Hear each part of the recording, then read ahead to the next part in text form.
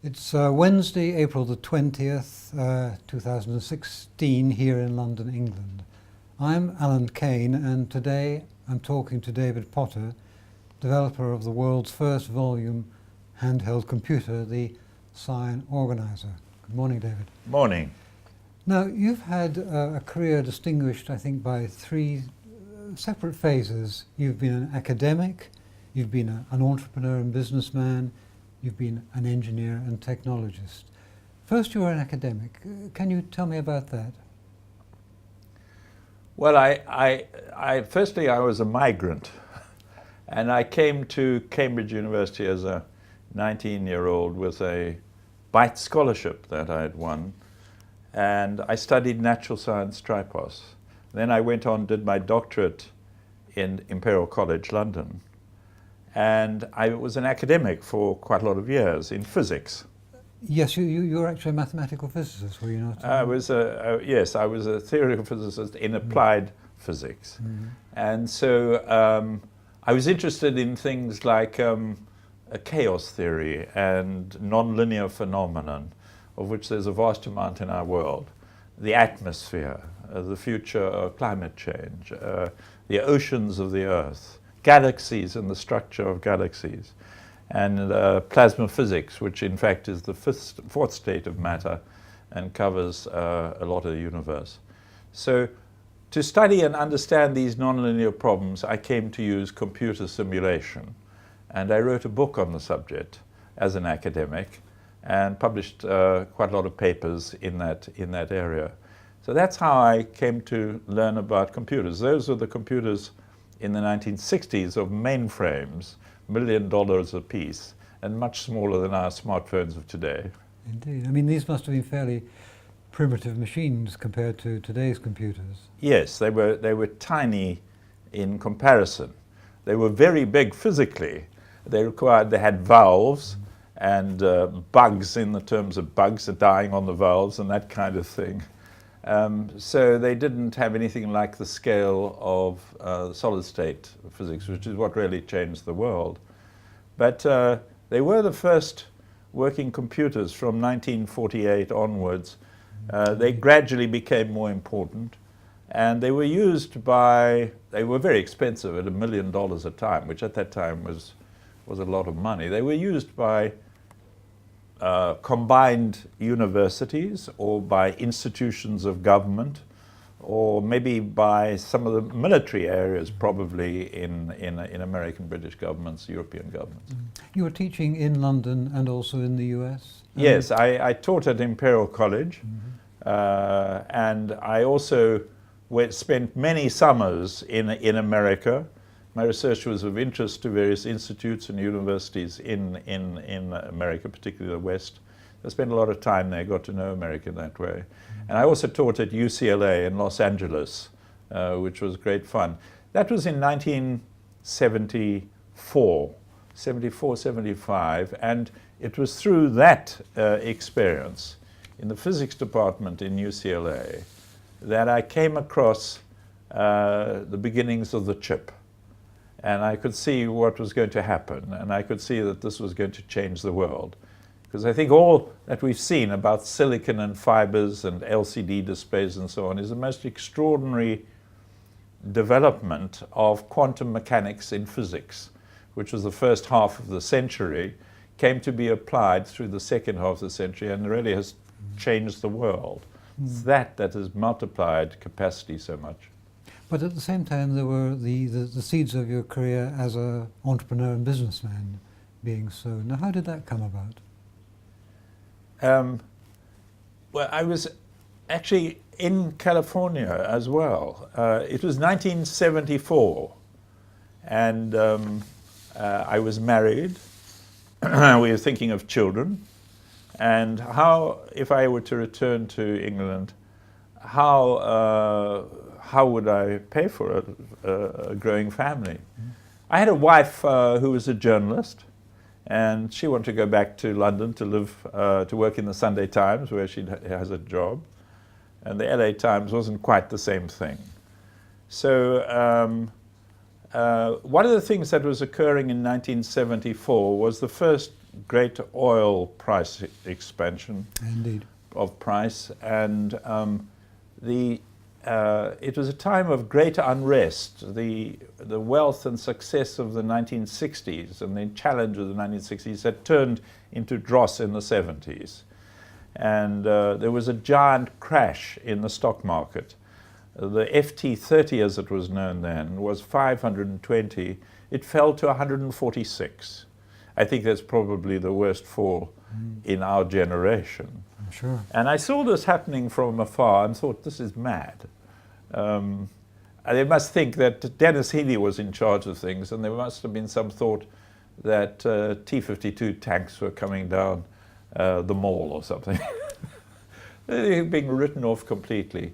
So somebody said recently, you know, when there's a sale on, it's quite a good idea to buy things.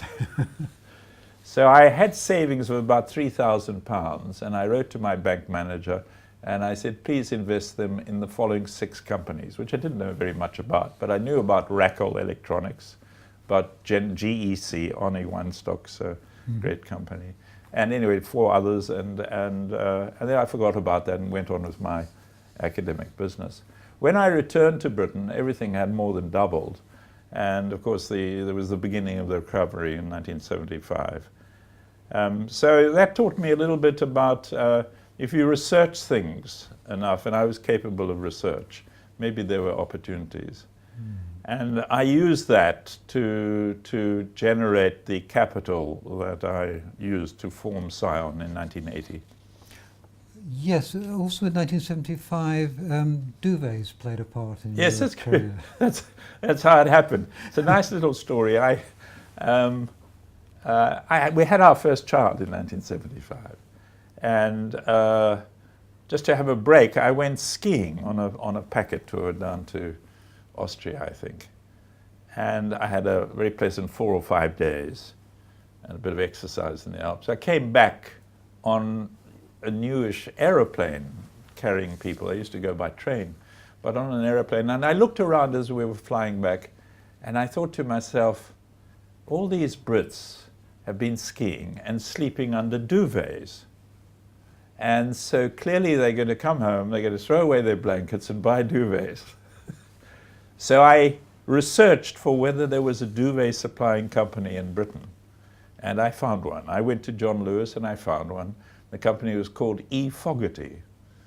And E. Fogarty was a company in Boston, Lincolnshire, that traditionally had removed the feathers from chickens, or presumably it was a place where they killed chickens, supplied the market. They took the feathers and they made pillows with them. And the chairman, the 3rd generation chairman in 1975, had realized the duvet proposition. And so he had invested massively in new factories, a very small little company in Boston, Lincolnshire, and he was on his way. And I researched that company in great detail. I could see it was moving very rapidly. And so I put half of my modest little capital into that company. There was no sense in talking about risk. You know, if you had a very small amount of capital, then it's worth putting it on. I had researched it well, did very well, and really that began to create the capital that I used to form Scion. So here you were, a successful investor, a successful academic. Why didn't you go back to teaching at university? Well, in 75, 76, I could see that that the world was going to change radically with the invention of the chip, and it would permeate many aspects of life. And I thought that this is an enormous transition. I could see it very early on, and I wanted to participate in it because it was going to change the world. It was a bit like being an artist in 1870 or 1880. You wanted to be in Paris, not Berlin. So that's what I did. I went to Paris, equivalent. So in 1980 you founded Scion, Yes. Potter Scientific Instruments. Yes. with That's your correct. own capital. Yes. Did anybody encourage you to do that, or was this entirely your own idea? My wife encouraged me. Mhm. She is a remarkable support to me. Mhm. And she had great confidence that whatever I turned to, she thought I could achieve. This is a young wife. Maybe she'd take a different view today. But so she was a great support. But no, it was my academic colleagues thought I was daft. Why would I give up a secure, tenured job Absolutely. and go out in the world and take a risk like that?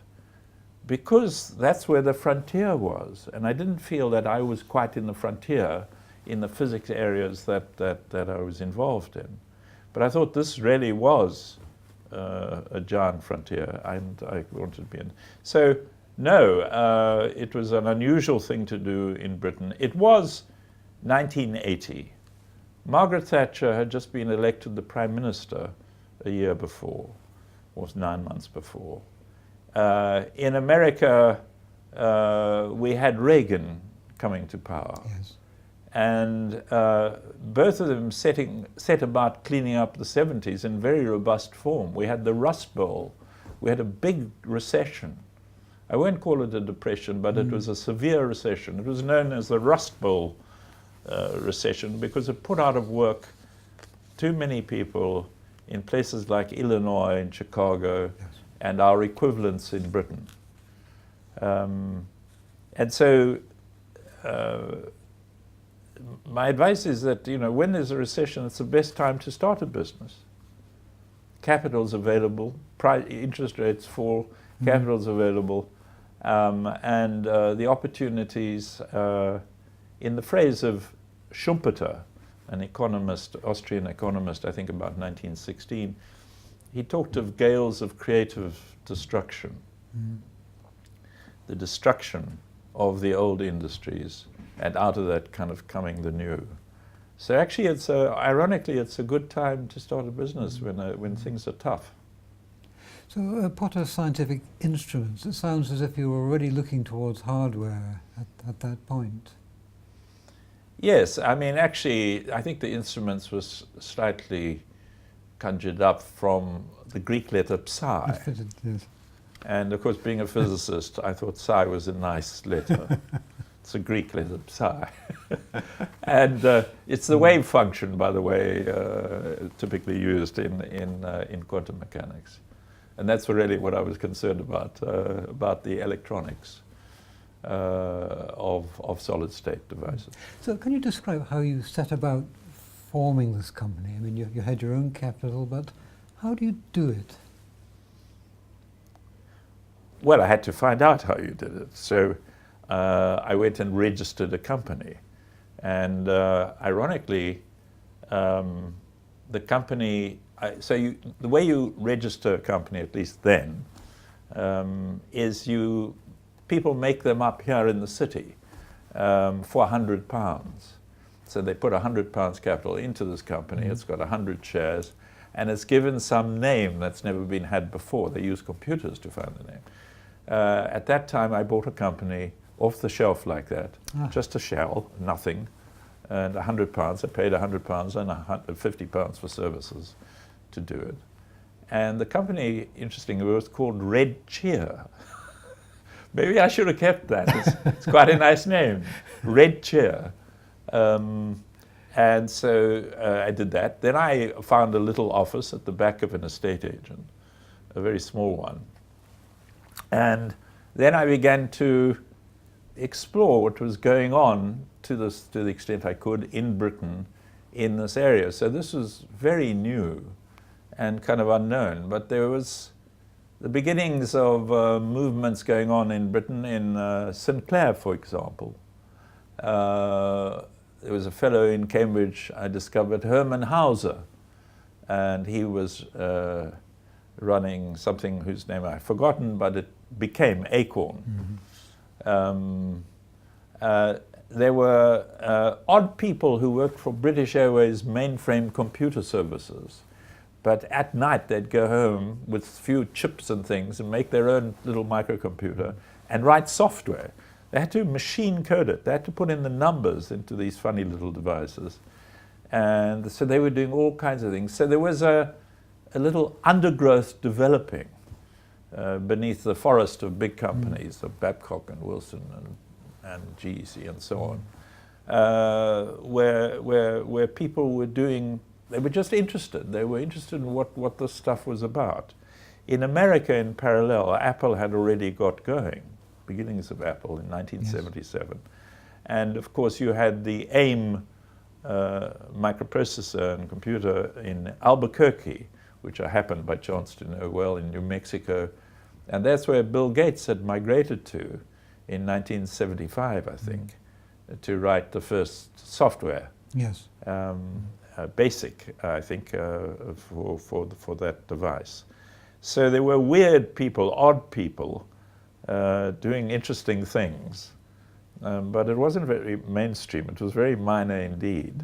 But in those germs and seeds being planted all over the place, driven by the possibilities of what could be done, there was great opportunity. I think the core was what could be done. People who saw what could be done wanted to get involved. So how did you start out? What did you start out making or selling? Well, I discovered what Sinclair Research was doing, which was producing a funny machine called a ZX80. And it was tiny and it was very odd, and you had to connect it to your television. So what I saw was the opportunity of software, because he began to sell quite substantial volume. So there was a set of odd newsletters being created in which bits of software were being marketed, like a club. It was like a club being marketed for this device. And so I began to research those. And out of that, I identified really quite interesting bits of software. And I entered into distribution deals with these people, saying that I had relationships with Sinclair and with Acorn. I'd got to know them. I'd gone and met with them. And if I packaged and examined and we tidied up some of these pieces of software, we might be able to market them with the devices, the computers. That's what I did. That was the first progress that I established, really. And from that you developed your own software? Well, that came later. After first year, with a bit of bits and pieces of marketing like that, I persuaded, well, I didn't persuade him. I asked somebody who'd done a doctorate under me, a brilliant man, Charles Davies, and he joined me. He was the first person to join SARD after me, and that was at the end of the first year. And Charles had done his doctorate under me, and he was very knowledgeable about computer software, because for his doctorate he'd written a major simulation program. And he could see the opportunity as well. He took his chances as well. He had a position at Imperial College at that stage. And so he joined me, and so he began to write the software. I would plan it, I would market it, and together we would create these. One of them was a flight simulator, which we did for, firstly for the ZX81. It's a tiny little machine, but we had a little runway there, we had the controls of the plane, and it was exciting, it was great fun to do. Sold like mad, it was terrific. So in the early years we developed, actually we became the largest microcomputer software creator in Britain, and we led the market. It started with utility products, like little databases and things like that. It went on to, the market wanted computer games. All these British Airways software service engineers, they actually want to play these games. And so we followed the market, and we got distribution deals with authors.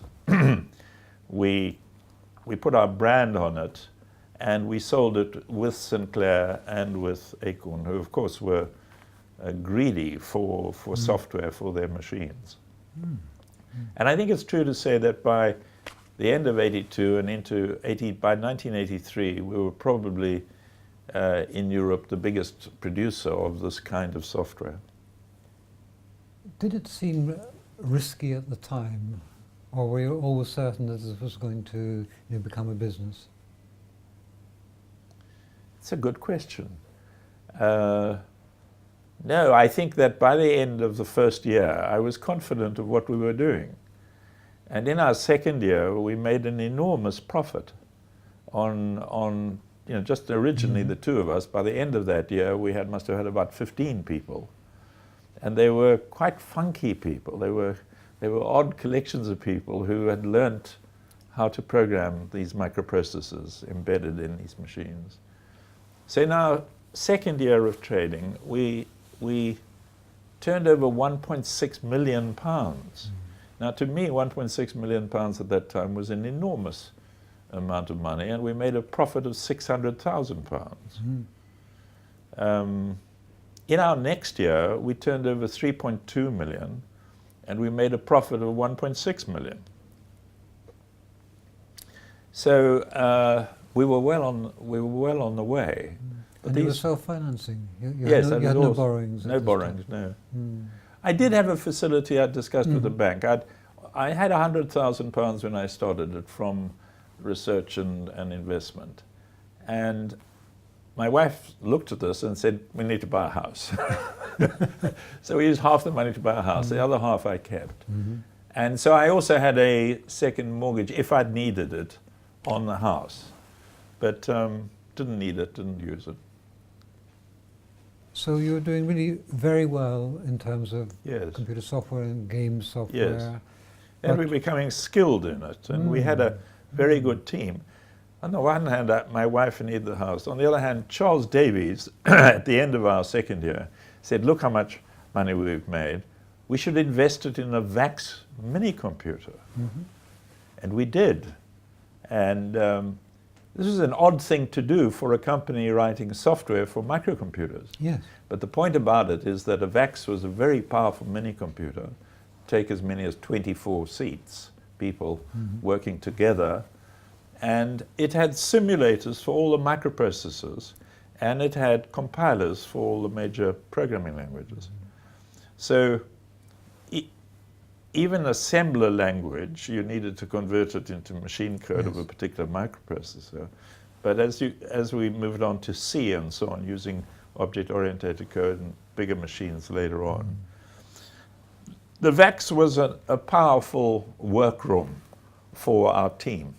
And it worked extremely well and gave us capacity in a way that other people didn't have that readily.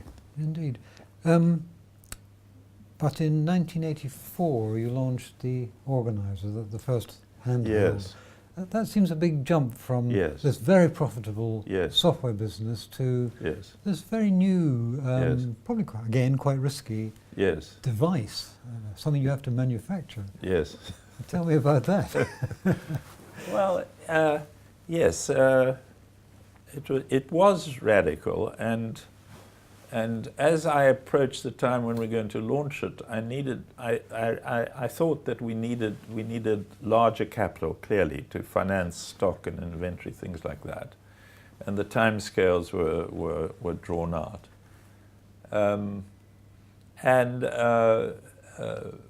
so I thought of raising money, and I was being approached quite frequently by venture capital type companies. And they were very interested in Sinclair's new product, the QL, and others, and ICL was engaged in that as well.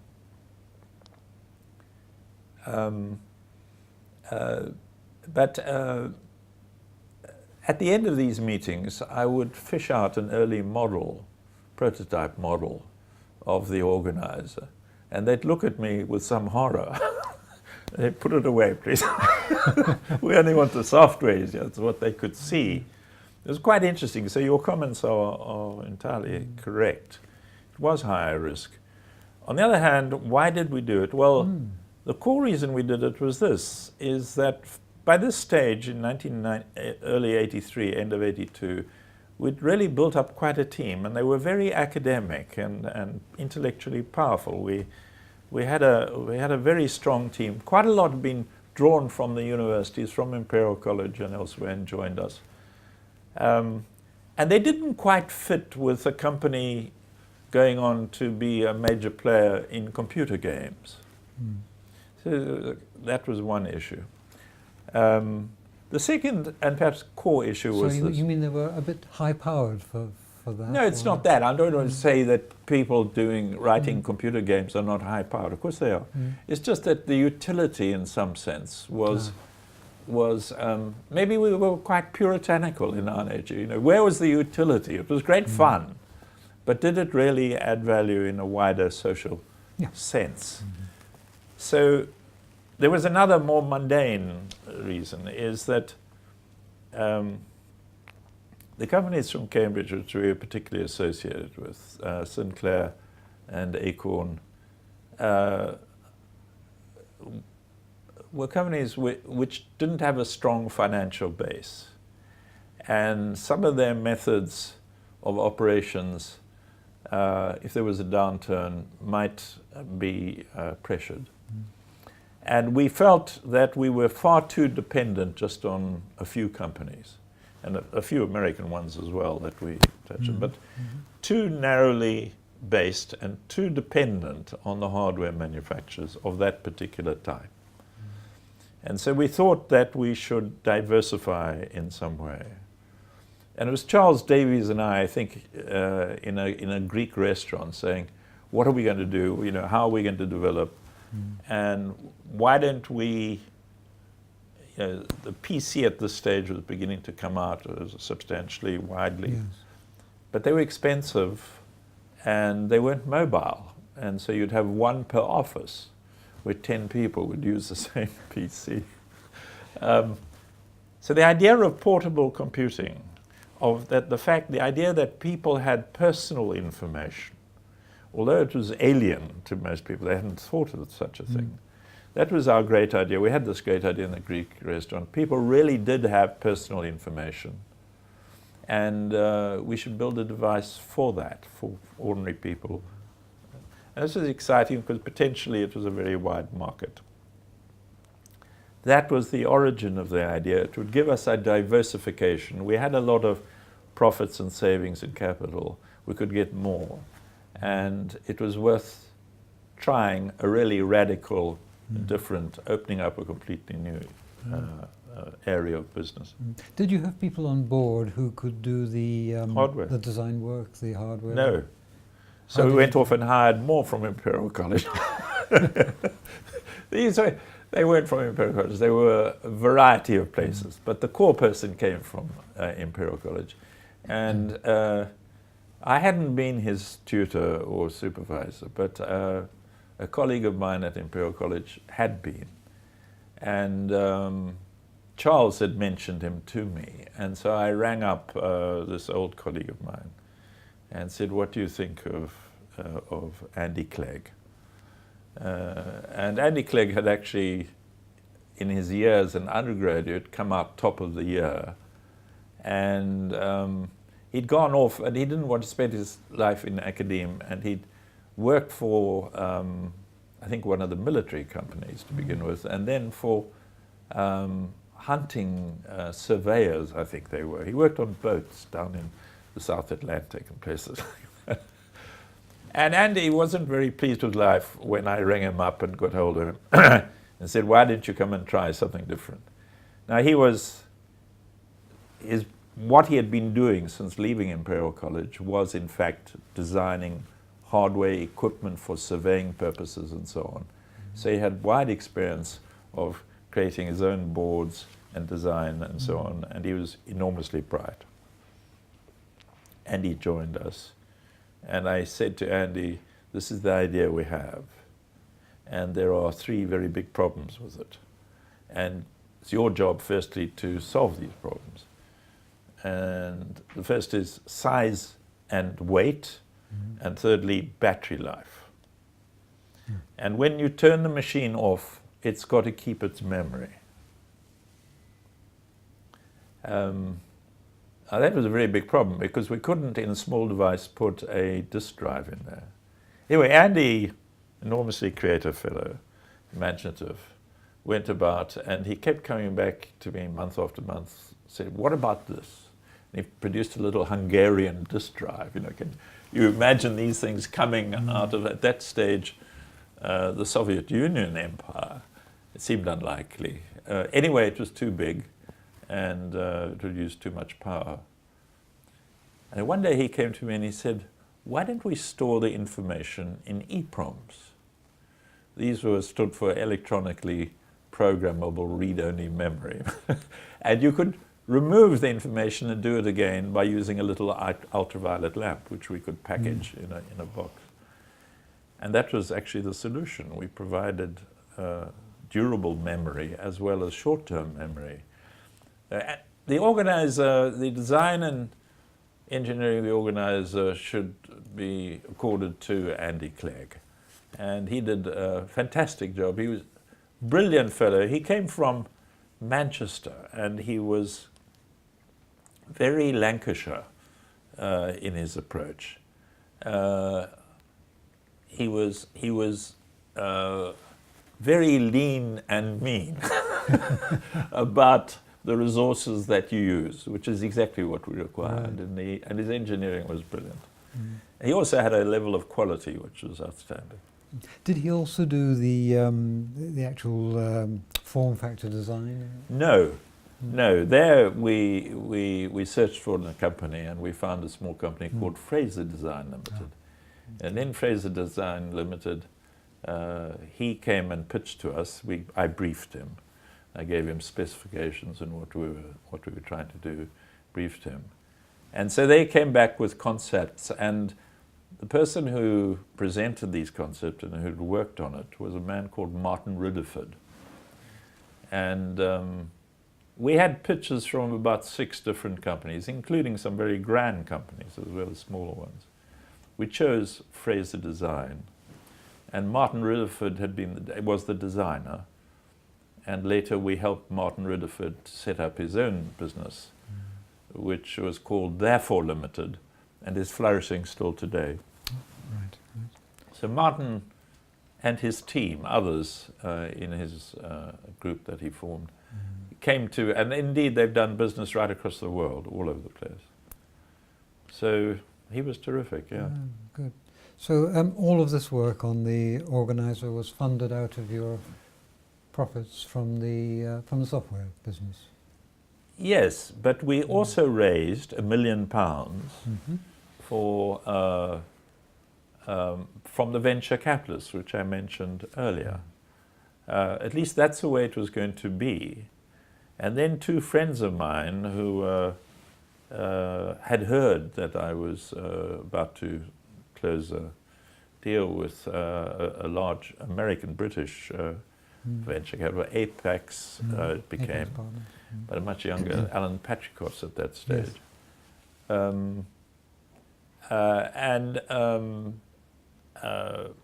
They approached me, these 2 friends, and said, well, give us 1 week, give us the data, and let's see if we can make you an alternative offer. So I said, fine, you've got a week. Here's the pile of information which we'd built. And we did. We closed the deal with them, unfortunately, for Patrikos. But Patrikos did fine on the bigger scheme of things. Yes. But I needed a backstop, and just to make sure, you know, and so that was a secure thing to have an alternative. But this was an investment. I mean, these people were taking shares in the company. Yes, yes, that's right. And they ended up, I think, valuing the company about £7 or £8 million. Right. So for $1 million, they got about 12, 13, 14%. So you launched the organizer in 1984. I can remember that. I can remember you showing me the first model. Yes. So how did it go? Well, it's an interesting problem to launch a product which nobody knows the purpose of.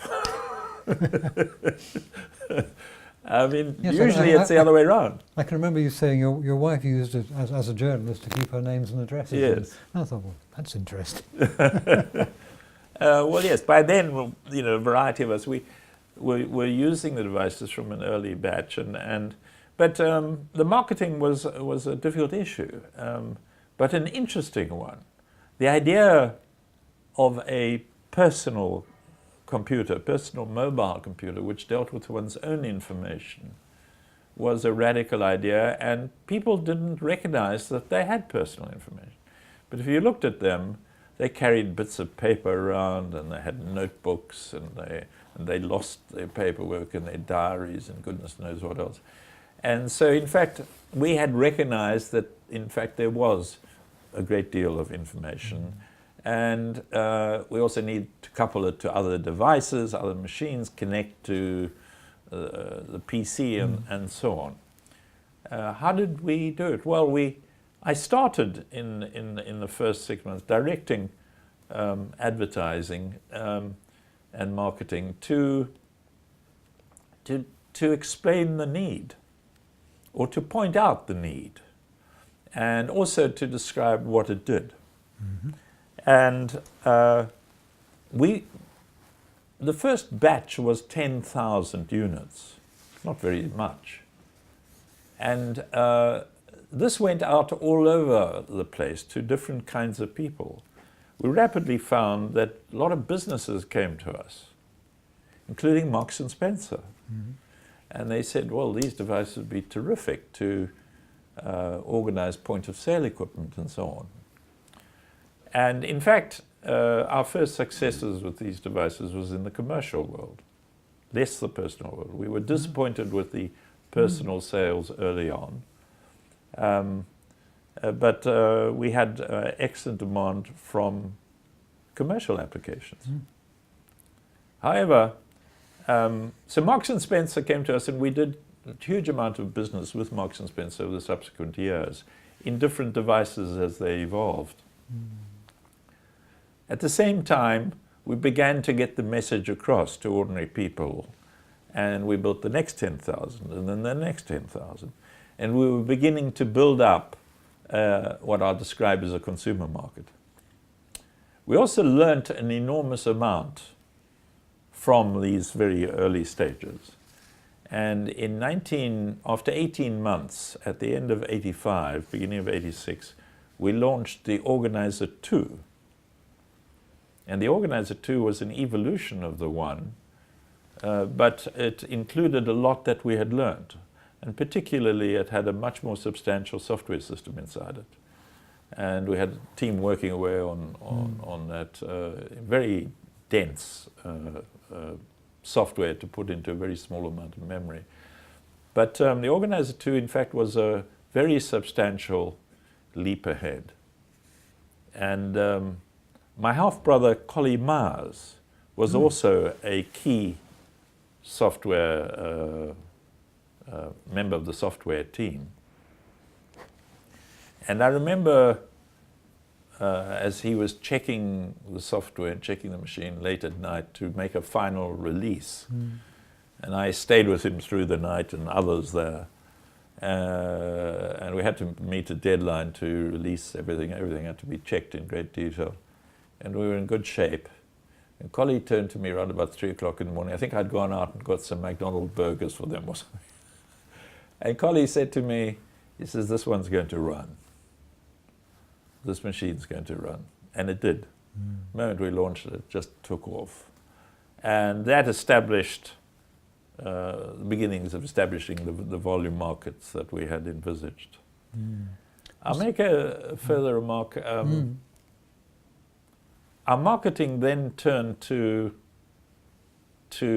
more sophisticated and turned to the issue of what does this really do for you in an emotional sense? And we had a great advertising company run by a man called Ronnie Gottlieb, a great character in the advertising world in London. And Ronnie had helped us develop these messages. And we got to the stage where we were advertising in the likes of the Daily Mail and the Times and Telegraph and wherever. And it was just a shirt pocket that was shown in the picture, and a computer, this little computer sitting in the shirt pocket. And we had headlines, and a picture of the machine on the side, and we had a headline saying, "The Daily Help," and "Move Over Rover," and "Man's Best Friend." It was a great campaign with these strap lines. And just, we could put anything and people would recognize the ads. We ran and ran and ran. And it's that really, I think, established the brand. It was good marketing at that stage. How long did the organizer last? The Organizer 1 and the Organizer 2 is what I call Generation 1. They were 8-bit. They were based on 8-bit microprocessors. They used static memory to preserve power. You couldn't have dynamic memory. It had to be static. And it retained its memory when you switched it off, because we'd built the systems for that, and because it was static. It also had, as I said, offline. The first disk or stick, memory stick, we invented that in the very first machines, that you could have permanent information. So those products lasted through till 1991, 92. But we were working away after the Organizer 2 was launched and the success was developing there. We began to work on the next generation. We called it SIBO, which stood for something like 16-bit organizer. And it was 16-bit as opposed to 8-bit, so the addressing structure was vastly bigger. Everything was getting bigger. The memory, the screens were multiplying. The technology was running in our direction at a very rapid pace. And we, for a small company like this, we invested a huge amount in this new technology. And it was designed to create a whole range of products in the corporate area, in the handheld computer area, and also in the first notebook computers. We created a range of them as well. So that was a very big investment, and it was important to us. And that started in '86, and the first products began to be launched in '89. And in 1988, of course, the company also went public. Yes. Now, why was that? Why was that? That's also a good question.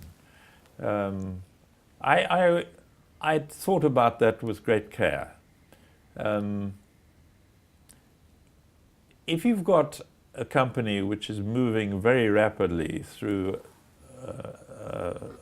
markets which are evolving at a rapid pace, competitors of ours, I could see them coming and going as if it was the American Civil War.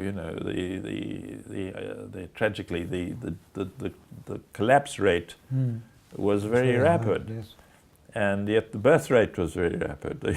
So the life expectancy of a small company in the IT world at that time, in the late 80s, was short. In 1984, even Intel had a huge problem because they'd overinvested in inventory and the market crashed. Yes. So the issue is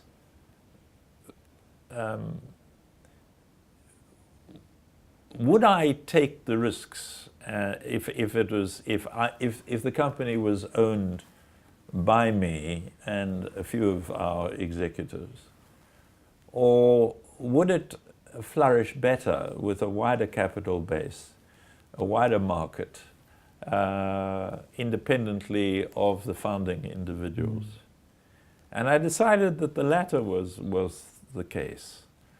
So that's why we went public, because we were ambitious and we wanted to develop this company a long way, and we couldn't do it just by ourselves. How much did you raise, roughly? The capitalization of the company at the time was £17 million. the profits of the company was about £1.1 million for the year 1987. We'd actually aimed to launch the public quotation of the company as advised by investment banks at that time. In the autumn, in October 1987. Several things happened. We couldn't have chosen a worse month. First thing that happens is that the day that we were going to have our Pathfinder prospectus presented to institutional investors, a hurricane, which was meant to, according to Mr. Fish, go over France, decided to come over England, southeast England and London. Nobody pitched up for our meeting. They couldn't. All the trees had fallen down, Surrey and places like that. But we soldiered on through the weekend thinking, well, we'll clean it up and we can make a presentation a day or two later. On Monday, the stock market crashed in America. Do you remember? About Yes. 27% or something in a day. I do, The yes. famous stock market crash.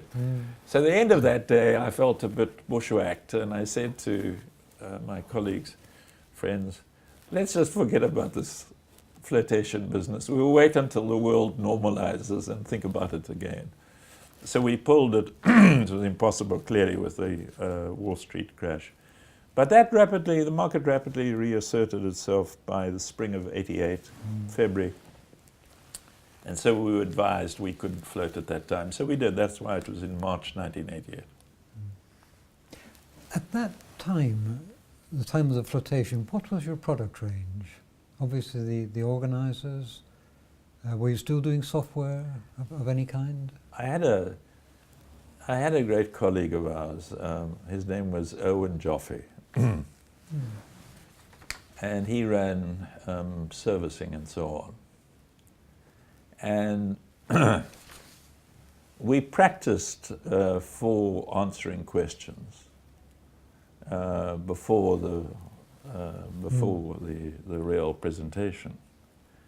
And one of our advisors, and so we had a practice Q&A, and one of our advisors said, can you tell me, you're only a one-product company. Do you think this is the right time to come to the market? Owen Joffe, with a Jewish sense of humor, said the following. He says, we might only have one product, but oy vey, what a product.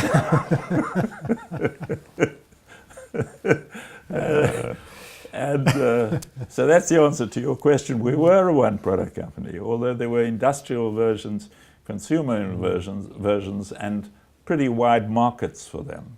But at that But time in fact, at that time, we were advanced in the development of a new generation.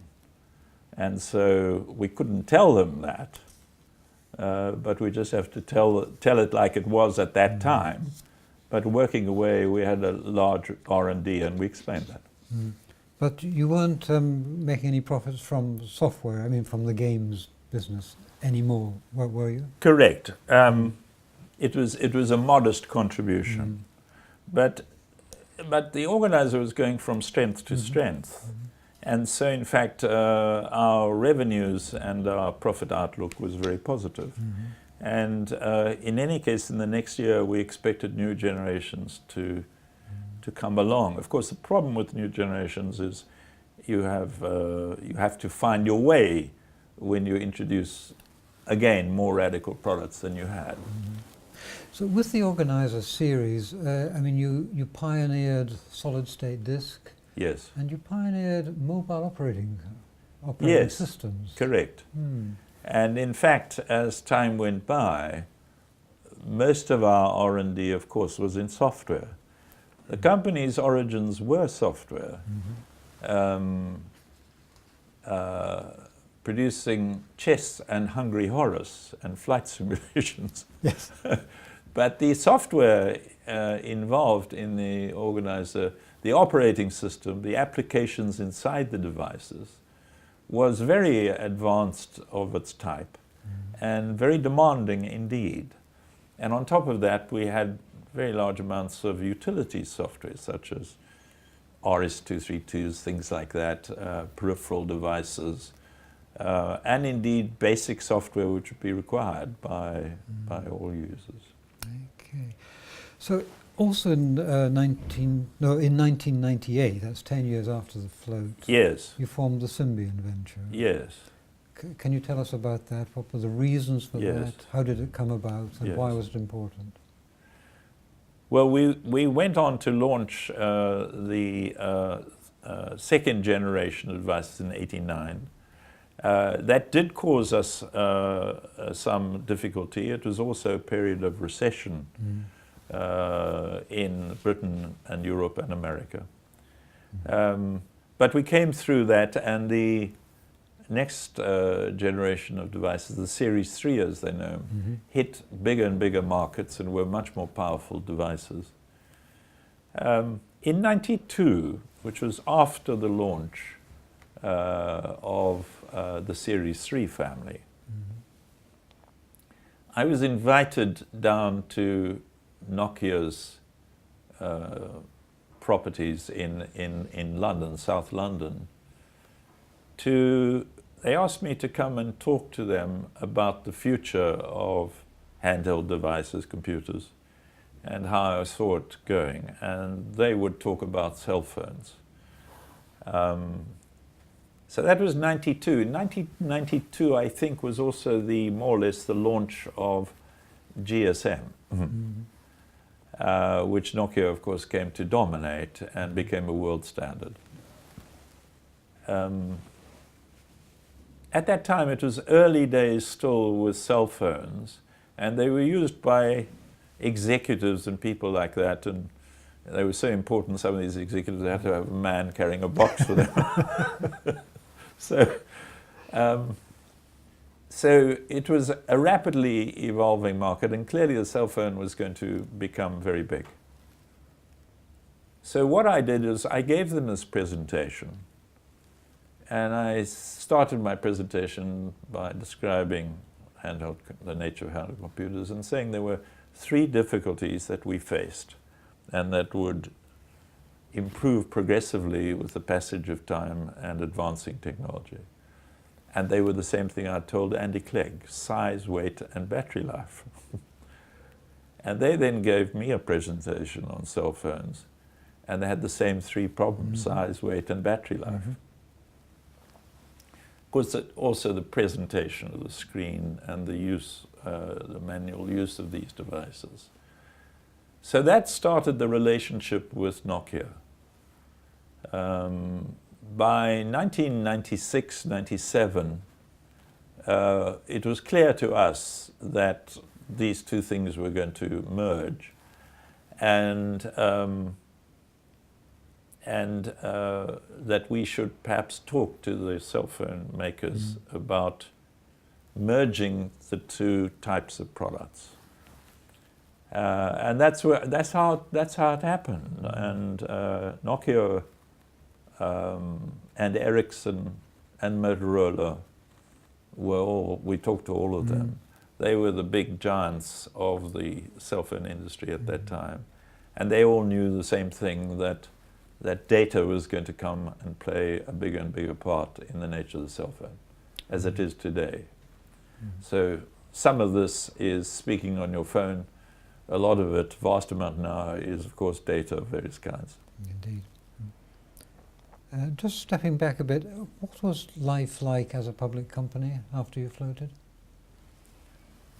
Well, I had to learn quite a bit. I mean, I knew quite a lot about markets, financial markets, how they operate and so on. But I wasn't, I was experienced as an investor, but not as in running a company with them. I rapidly learnt that the city has its curious ways of dealing with things, and I was a bit taken aback on some of the things I learnt. Like what? Well, I think that if we go back a little bit before this time, the purposes of the old pre-Big Bang exercise that had occurred in 86, 87. In 86, prior to that, some years before that, insider trading wasn't regarded as a crime or anything wrong about it. And the way brokers made their money in London is to have the inside information and share it with their clients. So it was going through a transition of what I call relationships between the brokers and their clients, and transaction-based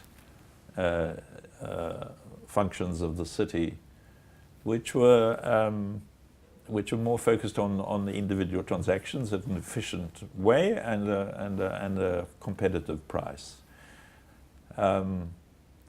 So I found that some of it was quite old-fashioned and still leaning towards the old ways of things.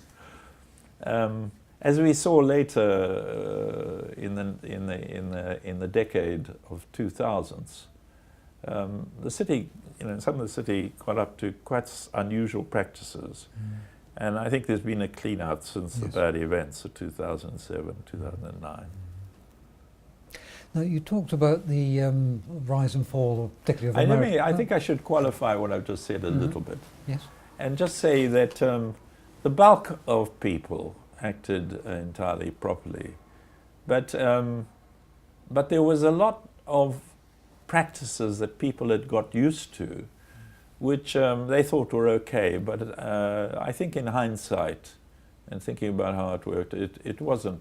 It went through a transition, and gradually it's become a much fairer based system. I'm sure that's right. I think it's a fairly open secret that there has been this change. Yes. You talked about the rise and fall of particularly American technology companies. I just wonder, who was the competition during this phase of science growth? Yes. There were industrial manufacturers of handheld devices for data capture.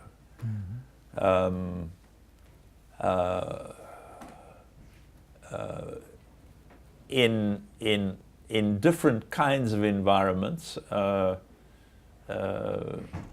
was quite a small market. It came about also through emergency services, so ambulances, police vehicles, and so on, had computer and data-oriented devices built into their vehicles with communication systems.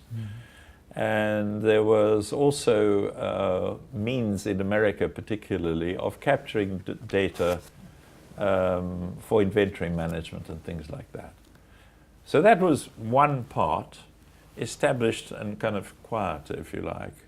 At the same time, I think with our success and the Japanese with Sony and Sharp and Casio, not Sony, Sharp and Casio, who had come from the kind of calculator world, but never quite kind of managed it. But they saw what we were doing. They copied us quite quickly and produced ranges of computers which were like the Cyan Organizer, began to compete with us.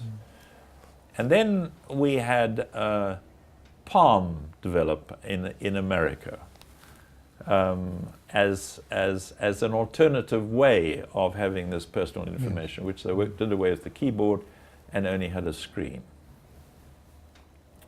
But it was quite primitive in entering the data, and they didn't have the software kind of systems that we have today and the capacity that we have today. But Palm changed the landscape a little bit. Then we had Apple launch something called the Newton. Ah, yes. Yes, everybody will remember that. And John Scully was the chief executive. There was all this hoi polloi over Steve Jobs leaving Apple. And John Scully is running it. Of course, Jobs had introduced Scully. He was told that he didn't know how to run a big company. And so they brought in Scully, and clearly the ideas and concepts had come from others in the company before, but they launched the Newton, but they hadn't quite got it right at all. And it hadn't been well thought, and so it didn't succeed. But those things, the Newton and then the Palm, and the Japanese as well, began to generate wider scale and wider interests. Yeah, the key was the software. The software systems were enormous, and so that was our way of dealing with it, to merge our activities, to be involved on our side with particularly the software systems that were required, and produce it with Symbion and work with them to produce the right hardware. What about Microsoft during this phase? Microsoft kept trying to address this area, but they just didn't figure out the right kind of software environment that was required for these kinds of devices. It was not Windows 3 or 4 or 5 or 6 or Pocket Windows. It was something very different. And so they never quite got that right, although they tried endlessly, and they produced versions of software, but they never ran with the hardware manufacturers. No, indeed. So what happened to the Symbion venture? Well, in 1988, after a variety of discussions, we entered into contracts and side agreements to create a company which we called Symbion, which would consist of Psion's major software, operating system software and applications, working in conjunction with the hardware and some software contributions from the big majors, the big giants of the cell phone industry. So that was 1998? 1998. 90, yeah. Okay. It was announced in 1998. And the initial announcement was with Nokia and Ericsson and Motorola. And so we realized considerable sums to do this transaction. But we were undertaking now a path of very long-term R&D with the three giants in the industry. And later on, Samsung joined us, Sony, Matsushita. So we had most of the industry. And of course, the opportunity was not only the weight of money and power that we would have from the entire industry, really focusing in on producing a standard. It was also that we had the means of distribution through those companies. And so I chaired that company. Psion retained something like a third or 40% of the company. And we had these three companies, later 6 or 7, which over many years I chaired and ran, and it was one of the most interesting things I've done in my life. There I was chairing a key element of a very big industry, and seeing the way these different companies related to each other. They all knew that they had to work cooperatively, but they were all enemies. Yes. This was the conundrum. And companies, of course, are very tribal. So we had 7 different tribes. I thought I was back in Africa with different interests, different groups. The difficulty was the tribal. The head said one thing, and the heart and emotions were saying another thing. Nokia was a very powerful company. I had great admiration for much of Nokia. Jorma Ollila was a great chief executive and chairman, and they had in-depth management of a considerable order. But they were Finnish. They were a Finnish company, and Finland's a very tribal country. It's a small country in a big world, and they're very strong and determined people. And Nokia reflected some of that. So the great problem that we had was how to get them to agree and cooperate on a common standard. And ultimately, we failed in that regard. Over many years, I thought we were going to achieve it, but it was very difficult. And I fought many interesting battles to keep them together, and particularly Nokia. Nokia was king of the Yertle the turtle at that time. They were king of the turtles, and the others would take their cue more from Nokia, but Nokia was the dominant force, and I think they played all kinds of games to trick the others and so on. It was difficult. And it's a great pity that we didn't succeed, because we can all see now what the opportunity was and what the reward was. And so the Symbian venture... well, no, we sold. I mean, you know, it has its roots going into Android and applications like that, and we sold hundreds of millions of computers, of smartphones and cell phones using the operating system. I don't know how many, but it was a very large number. But it didn't come to dominate, which was necessary. I think the winner is going to be Android. And I think Apple, of course, is brilliant with their design and their smartphones. A huge success of the iPhone, fabulous, and that's really kind of what we were aiming for. But I think in the end, Apple is also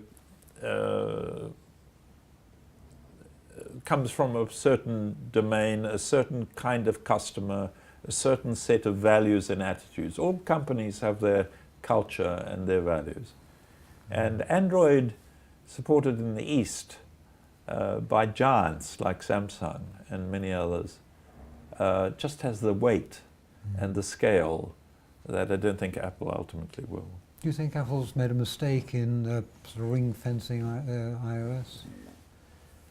I think yes, and yes. I mean, Apple's instinct. I mean, this is a battle. It's a rerun of the 1980s, when Microsoft stole their clothes and produced Windows, but it was Apple that produced the metaphor of icons and Windows and so on.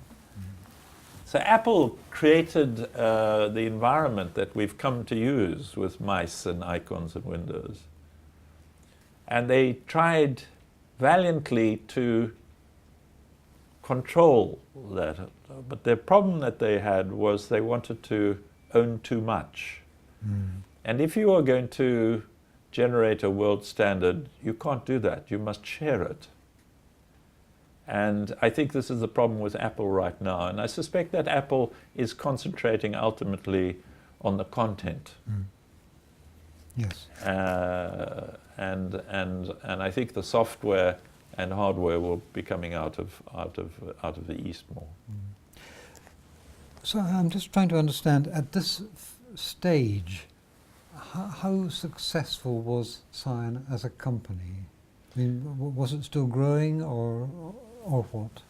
The difficulty that we had in making the decision we did was that we also had to give over and share a lot of our underlying software resources.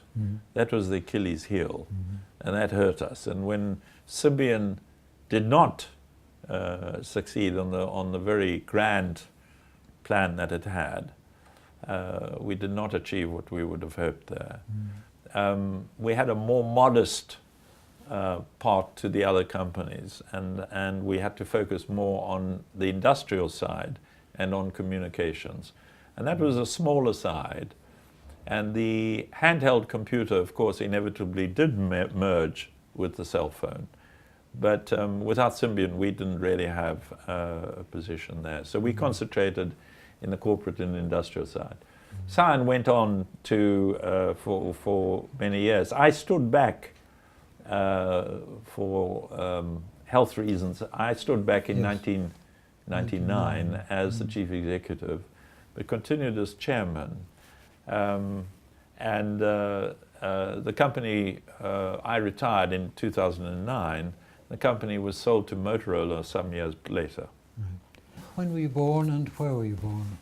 I was born in 1943, July the 4th, American birthday as well. And 1943 on the Indian Ocean coast of South Africa, in a place called East London. And actually my father's buried just near there in a place called Mthatha, where Mr. Mandela came from, the great South African president. Your parents were South African? Or? My two grandfathers were both English born, and they both went out to South Africa, or the Cape Colony as it was known at that time. So that's one of the four later provinces from the Union of South Africa, and today one of the many provinces, about 7 provinces of South Africa, the Republic of South Africa. They came out as young men. My paternal grandfather came not far from here. He was an accountant and he was taught at Mincing Lane in London. And I've got a letter from a firm called Chernikov, who's now a very big commodities firm, still here, who wrote a letter recommending this young man who'd done his articles and was sound. And my other grandfather was a professor of engineering at the University of Cape Town. Oh, really? And he was brought out at the request of the British government, approached him. He was the chief engineer of London County Council.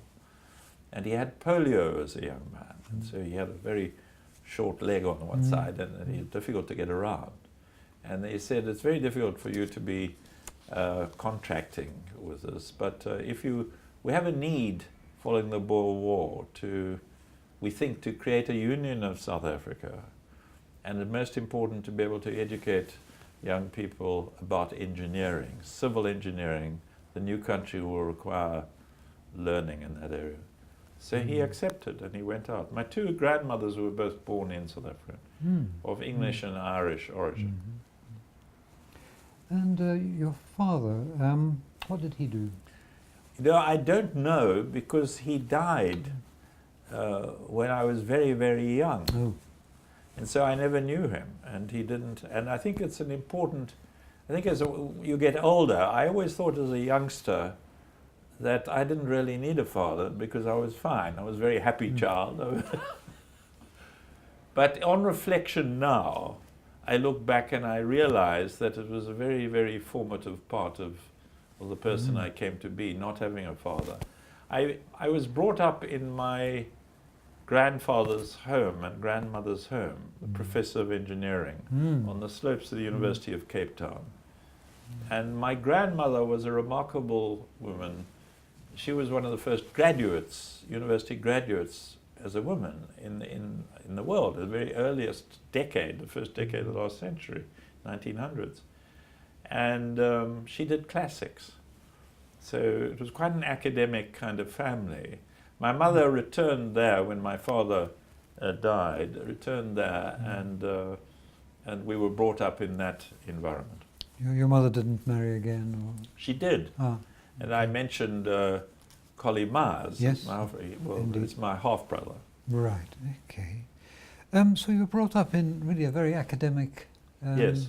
household. Yes. I mean, engineering Yes. as surrounding you, as it were. Yes. What influence do you think all that had on you?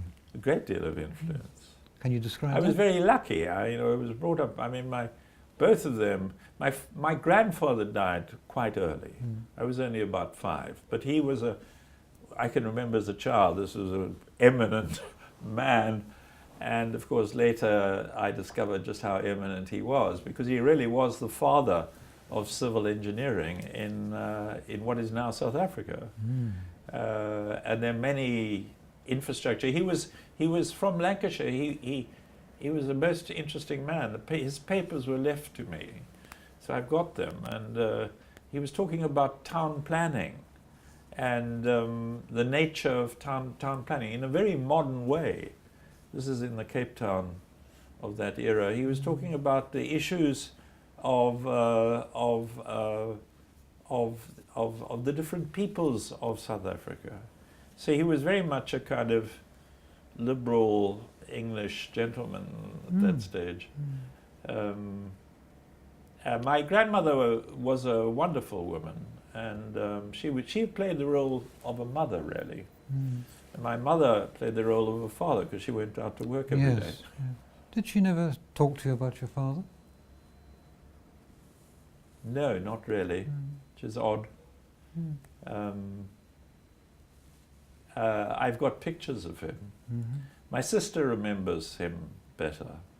I realize how odd it is now, but I did have a happy childhood. But if we had a swimming gala, we were both kind of we liked swimming and running and things like that. And my sister and I were very close. She's 2 years older than I. Both of us very close to each other, I think because of need be. But at a swimming gala, everybody else's parents would come to watch their children, but ours didn't because they couldn't, because my mother was working. So my sister and I developed this myth that other children were hopeless, that they required their parents to come and watch them. We were very proud not to, but we were stronger than the rest. Yeah, I can understand that. Yes. That's very interesting. You went to junior school in South Africa. Yes. In Cape Town and Harare.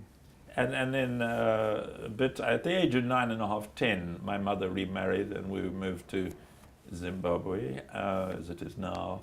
And then I went to primary school there, for a year or two, and then to senior school, a school called Prince Edward School in Salisbury, as it was, of the Rhodesia of that time. What kind of an education was that in South Well, Africa? it was in some ways quite fortunate because, in fact, we did A-levels there. Ah, okay. And it was very much under the English system. And it was a very old-fashioned school with the positive and negative attributes that you might associate with that description. It was a highly disciplined school, very demanding, but it was a good school. In the Rhodesia of that time, there was this tiny little white minority of people, a few 100,000. It wouldn't make up Bromley in England. And yet they ruled this giant country, Yes, for which there were 3 or 4 million other people. So it was a very odd culture. But the odd thing about it is how many brilliant writers came from it. People like Doris Lessing, who won the Nobel Prize, The Grass is Singing. She had to lose her family to do that. People like Matthew Paris today, one of the great columnists in London and a brilliant writer. He's one. And there are many others. The man who wrote Mukiwa, about growing up in Mutare as it is now. Yeah. So there were a lot of brilliant writers, but it was a very narrow society. And but the schooling was outstanding in some ways. Not like you might get at fancy schools, some really great schools in Britain. But I did A-levels and I did well, and I got a Byte scholarship, and it's that allowed me to go to Cambridge. So you must have been a pretty good scholar, all in all. I was successful academically, intellectually. Yeah. It's been a wrench to leave Zimbabwe and go to No, Cambridge? not a wrench to leave Zimbabwe. I was not happy in Zimbabwe. Oh? I spent a year at University of Cape Town because the terms are different, summer and winter, before coming to Cambridge. And it's South Africa that I associate with, because that's where I was as a smaller child, and because I've been aligned more with it in some way. Maybe it's due to family circumstances and events, I don't know. But as I say, the A-levels and the scholarship allowed me entrance to Cambridge. And you did natural sciences. Correct. What does that actually consist of these days? They're all the fancy world. It's not just natural sciences. Natural sciences, tripos, the three-legged stool and all that. It is a great degree. Later I was on the Deering Committee and the Higher Education Funding Council in England. Yes. And so I remember we did an analysis of what were the most demanding subjects that were taught. The natural science tripos at Cambridge came out the most demanding. It had more tutorials, it had more laboratory experience, it had more demands on you than any other subject. I think that's true. So what it was, natural sciences tripos meant you got a grounding across a much broader set of subjects than is normally the case in British universities.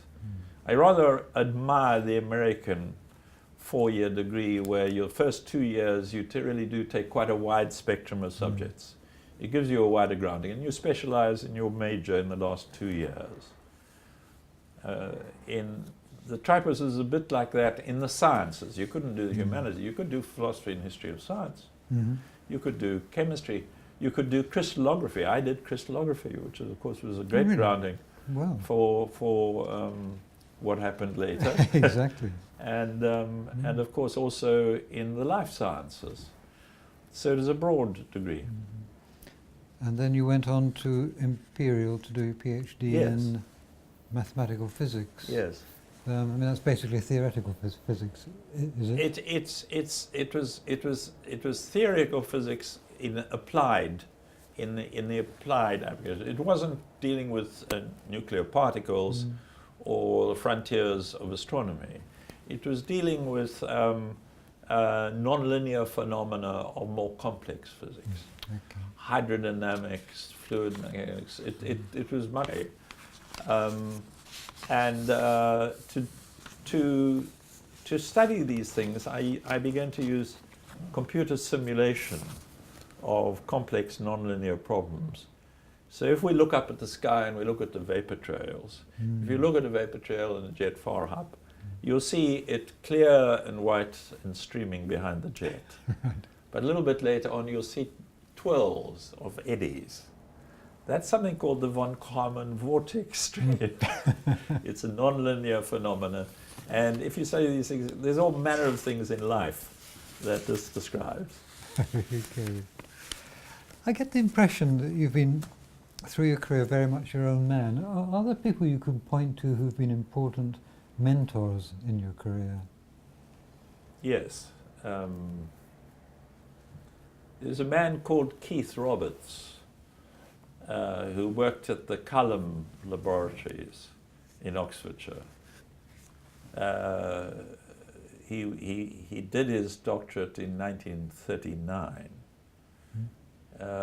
which led, of course, into the war years. And he was one of the physicists, and great set of physicists, like Crick and many others, like Robert Latham, who went into the war effort and developed things like radar and so on and so forth, contributed to those things. And Keith eventually left, as others did in the late 40s or 50s, early 50s. He continued to work in other areas. He was engaged in the work on the thermonuclear bomb, I think. But I don't know precisely what it was. It continues to be secret to this day, which I feel a bit sad about for him, because he was a great thinker and he was a great influence on me, because his way of thinking was interesting. Sorry, how did you, what was the connection? Well, when I was doing my doctorate, he became one of the people who was important in the fields that I was interested in and involved in. And so, in fact, I had a relationship with Culham, which was involved in the search for thermonuclear fusion in a peaceful way. So the toruses of today and other methods. Something called the Joint European Torus followed later. Keith Keith died at a relatively young age, possibly because of his exposure to radiation in the 1940s. And a lot of people like that. Yes. People weren't aware of how dangerous radiation was. But he was a great man. He was a mentor to me. You mentioned the Sinclair Group and indeed Hermann Hauser at Acorn. I mean, did people like that have any influence on you, do you think? Yes, they did. They did in the way they set up their businesses and the way they operated. I think I had a stronger commercial instinct than some of them, and certainly more at an operational level. So I tried to keep. We didn't have bankruptcies, and we didn't default. And we managed the company, I think, extremely well financially. It was run with certain rigor, which I don't think the Cambridge folk had in the same kind of way. Where did that come from? Probably from the investment analysis that I did beforehand. I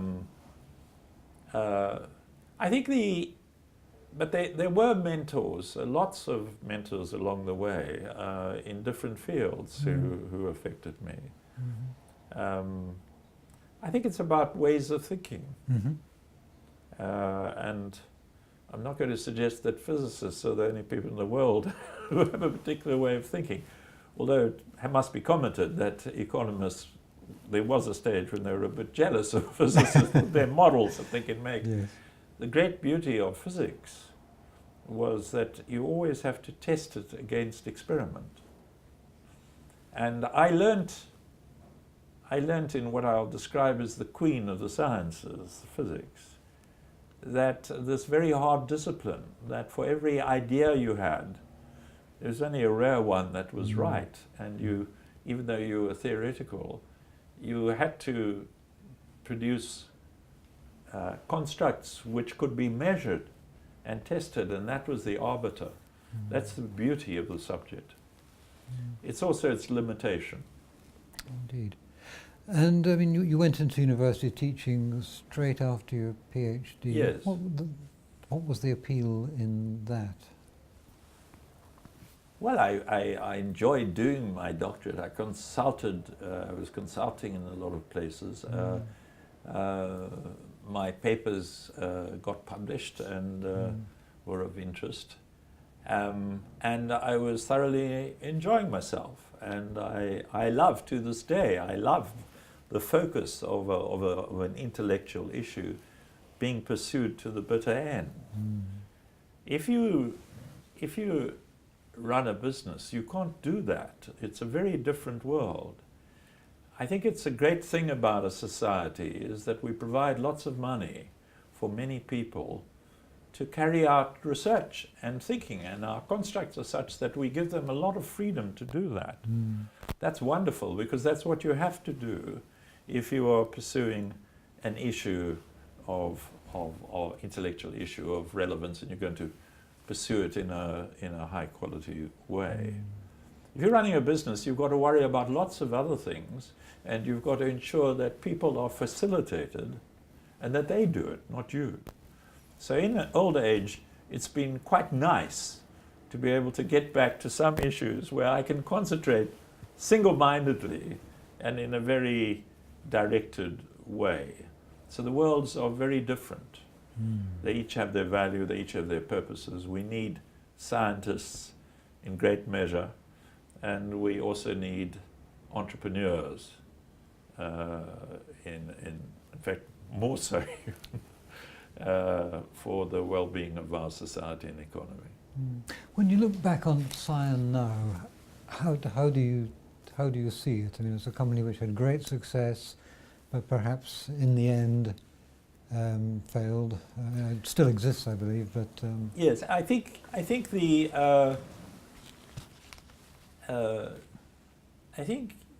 so if I critique myself, I think in hindsight, that we weren't American enough.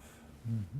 Now, I don't mean by that the Americans have anything superior to offer in a wider sense, but what they do have is they have a culture and the infrastructure for it, which is very focused on taking enormous risks. Mm-hmm. So Symbion was an enormous risk.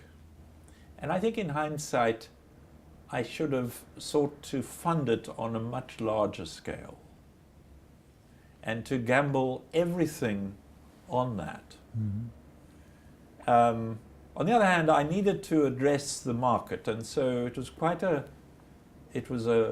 a clever structure to put the users of the software system into the party as well. Mm. But I think if I'd been in America, I might have done what Jeff Bezos did. Never worry about profit at all. In London, you had to report back and you had to be concerned about shorter term profit. In America, Jeff Bezos has never made a profit. Well, I think recently a few times. But the piling on of risk and scale would be followed more aggressively in America than was normally the culture in Britain and in Europe. But ARM succeeded in doing it over many years, but over many, many years, and with the help of an Apple. Yes, but you've talked about the tribal aspect of some of the companies that you were trying to do Yes. business with. I mean, would finance and risk-taking alone be enough to overcome those kind of problems? Or is it a European I think the dimension? tribalism is an American feature as well. I mean, all companies have their own tribe, their own kind of culture, and they believe in it. Successful companies have that. Scion had it very strongly. But you've talked about the difficulty of, say, doing, working, say, with Nokia, a company you much admire, but nevertheless had great difficulty in dealing with, if you like. Yes. Maybe Nokia had too big a position in it. And maybe we could have funded it on a bigger scale with financial money, with city money, or America, New York money, I don't know. But more of it on a grander scale. I mean, in Symbion, we employed something like 1,200 people. Maybe there should have been 4,000 people. Maybe the deals, we could have ignored some of this tribalism and focused on what we really believed was the most critical thing. Symbion's finances came entirely from the members. Yes. Is that right? Yes. So you're possibly suggesting Symbion itself might have floated to raise money? Perhaps. That would have been one mechanic. But you didn't only have to have a publicly quoted market, you would have had venture capital funds. And Symbion would certainly have been able to attract that. Yes, yes. What do you see as your outstanding achievement or achievements over the course of your career? I found it very exciting, enjoyable, and I think important to create a thriving business for many years. And it pioneered many products and many technologies over those years. I think when I started in 1980, my colleagues at Cambridge back in 1966 all wanted to go to the BBC. I think they still do.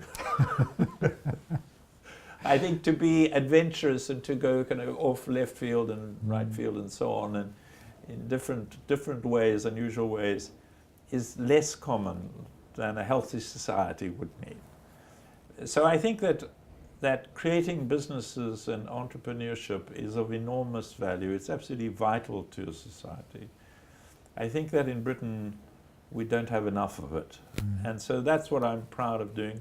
I think that when I started 1980, the number of entrepreneurs was small, and it became much more fashionable, and I think that's been a healthy thing. So I think I and a lot of other people have changed the kind of nature of the culture in Britain for the good, because of exploring through business, exploring new opportunities. It generates employment. Yes. It generates taxes and returns and rewards for the society as a whole. And it creates a thriving kind of society. We've touched on some of this, but what would be your major regrets? Well, I think that that I had to step back in 1999. It was a bit earlier than I would have liked to. And I stepped back because of an odd, strange kidney illness that I've had, which is dogged, which has been difficult to manage for me. I think I was right in hindsight, given how things have evolved. I didn't really have a choice. I needed to do that. But I regret that that was the case. It was too early. I hadn't developed a person to follow me, or an individual. There were candidates, of which an important one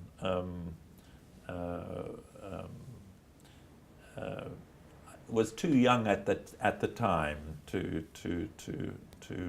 point there. If I'd been bold with the rest of our board, I might have recommended him. This is Harold Gedijn, who went on to create TomTom later on. Oh yes. Harold,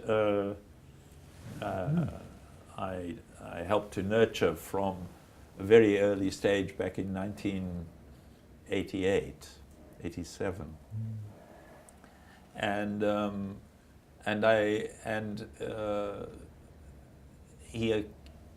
he originally started off as a distributor in Holland, and later he became managing director of Cyan Computers. And he was potentially capable, as it turned out, obviously he was capable of running things on a large scale. But he was quite a young man at that stage. Can you just trace for us very quickly what happened to Cyan from the point at which you stepped, or indeed from the point at which you stepped back as chairman? Well, I retired from the company in 2009, as being non-executive chairman for considerable time.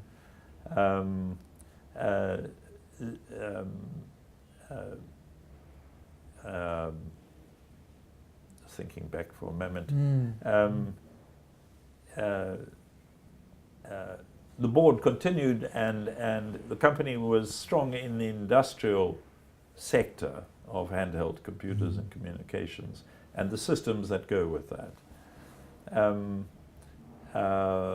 The things that we are used to in our homes now with Wi-Fi and so on, the kind of things that we built in big scale in warehouses and factories and things like that. Eventually, an offer was made from Motorola, which the shareholders accepted and which I also agreed to, and it was sold to, the company was sold to Motorola. And still exists as part of Motorola today? Not entirely sure of that right now, because it was independent, but I think there have been changes more recently which I'm not sure about. Well, I think it's become Cyan Techlogic. Techlogics, correct. Right? Yes. Okay. And that's a data collection company. So it still exists in the front.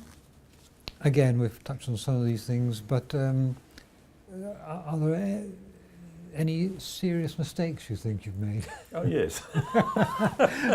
Do tell. Well, you might argue that that the Symbian project was a mistake, in the sense that it didn't ultimately deliver what we hoped, and that's true. It was not for want of opportunity or for want of determination.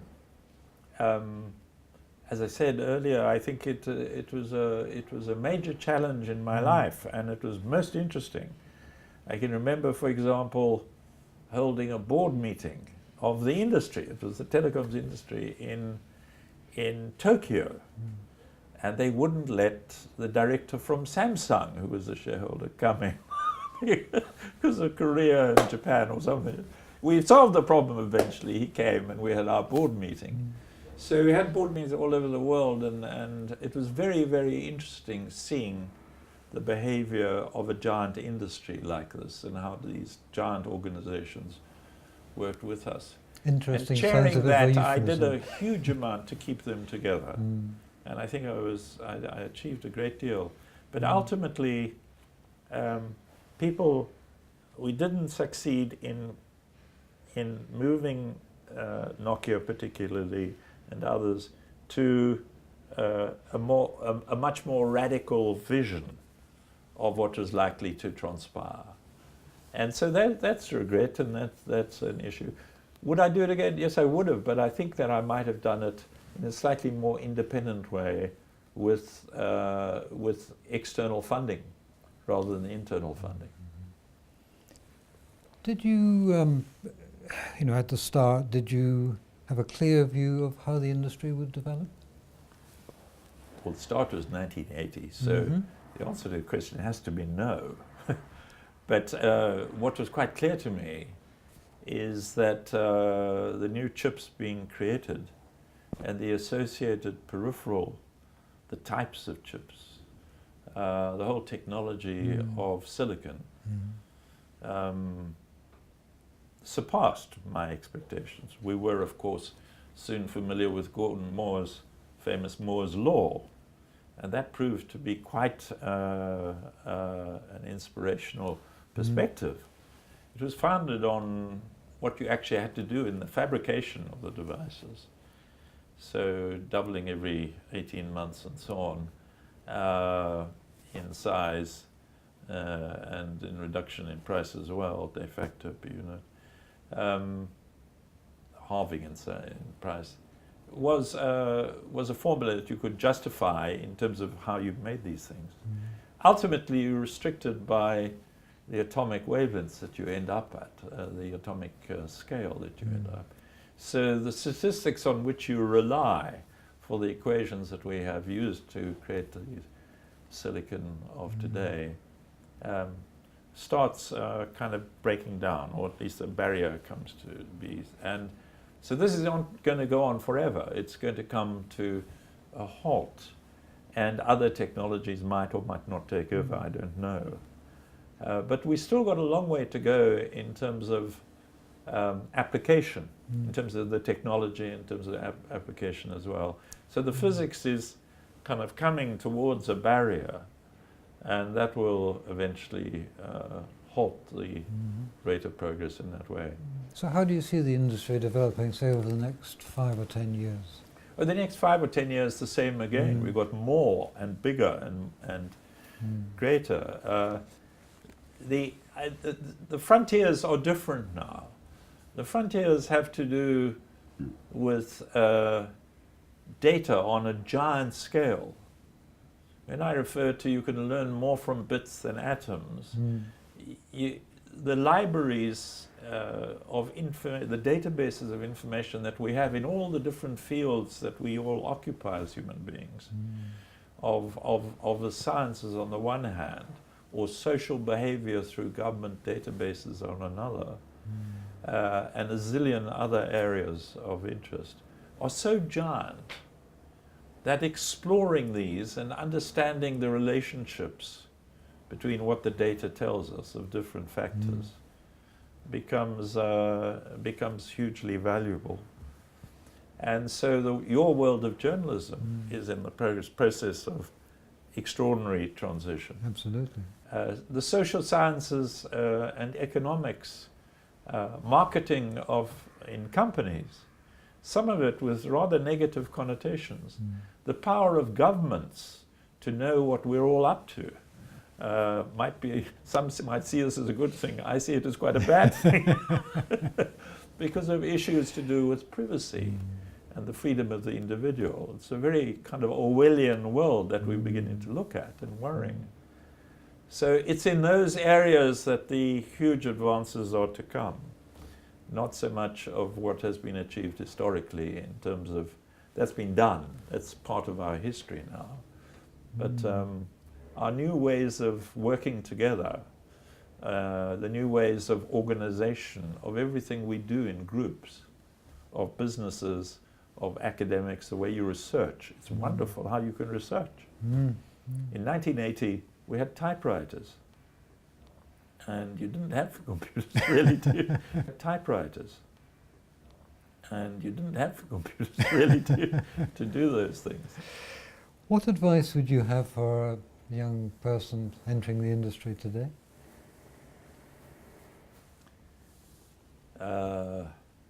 Find an area which has got a long way to travel and go and join it and do your own thing within it and with working with other groups of people. My wife and I have supported something called the Bureau of Investigative Journalism, for example. Yes. And that's proved extremely interesting, and we have received great support from some of the big companies abroad from America to develop issues to do with data journalism. We can learn about our society by looking at the relationships between things in the data we now capture. Our world is full of data in a way that was unimaginable even 40 years ago. And so this has its risks associated with it, but it also provides new ways of looking at our society, new ways of organizing ourselves, and it's quite exciting. Indeed. Have you picked up honours and awards over the course of your career? I have. I suppose the first award that I got was something called the Mountbatten Medal, yes. which I was very proud to receive, I think in about 84, 85. I was awarded a CBE for manufacturing industry, which I'm very happy to be associated with. And I've been granted quite a number of honorary degrees in academia, partly because of my example as an entrepreneur from the world of science and connections with academia and the outside world. Partly, I think, because of my work with the Deering Committee. Yes. I was asked to join the Deering Committee, which was most interesting into higher education in 96, 97. And then later I worked for many years with the Higher Education Funding Council of England, also the Council of Science and Technology. So I've been honoured by Edinburgh University and by York and by Lots and also the University of Cape Town. Oh yes. Which I thought of my grandfather. Do you maintain your links with South Africa and Rhodesia? We do. Rhodesia. We've got a foundation, and our focus is primarily on education. And I think this is, in South Africa, this is the great failure in the last 20 years, sadly, is the most important thing is education, because it's education that gives you the basic skills that allow you to have a job. When you have a job, then you can help your children learn more and things advance. So there's not been enough progress. And we've been, I think, quite creative in supporting a variety of programs which help mentoring of children, keeping them going if their parents are at work and so on. Of mentoring children, of helping numeracy and literacy. And I'm quite proud with some of the things that have come out of this. Are you pursuing any business activities at the moment? No, not really, no. So it's mostly charitable works and things like and interesting projects, which the Bureau is one, and there are others like that. I think we'll leave it there. David Thank you Potter, very much. Thank you very much. Thank you, Alan. Thank you.